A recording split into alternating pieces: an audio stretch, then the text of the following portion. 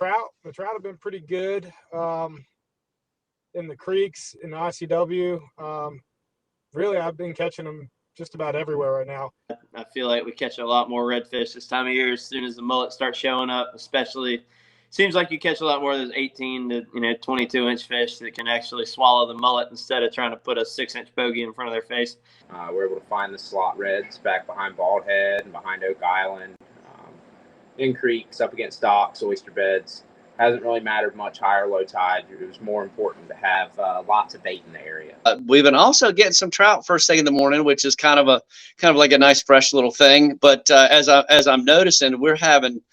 I mean, there's just shrimp everywhere in the river right now. And I fish a lot of docks, man, first thing in the morning, when the tide allows.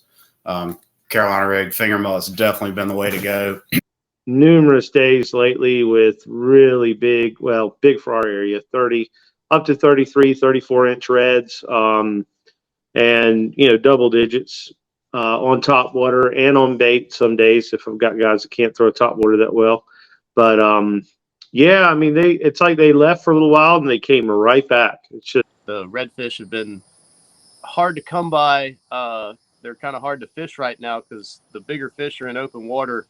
But if you can find them, they're knotted up and there's a lot of big ones, a lot of 30, 35-inch fish around and some good drag pullers. So most of what I found with the Spanish mackerel is they're not on the surface. I may see one jump here and there, but I'm kind of working the next set of lines there past 30 foot, like that 30 to 40 foot range off of our beach where it drops off. The flounder are getting thicker, beating the banks, good wind blown points with calm water on the backside of it's a good place to catch a flounder.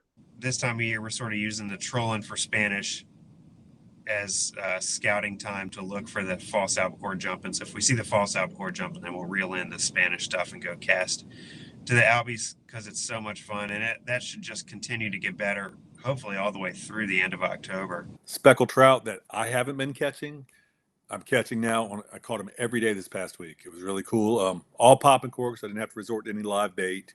Didn't have to take the cork off. Been really good fishing. Lots of bait around. This is Billy over at Fisherman's Post, and thank you so much for checking out our highlights reel from this week's fishing report. Wanted to let you know that you can sign up right here at fishermanspost.com/members. This is a question we get often is, hey, I enjoy the highlights, but how do I sign up to get the whole hour worth of content? And that's how you do it, fishermanspost.com/members. If you have any questions or trouble logging in or access or any of that, just reach out to us, and we will be sure to help you out.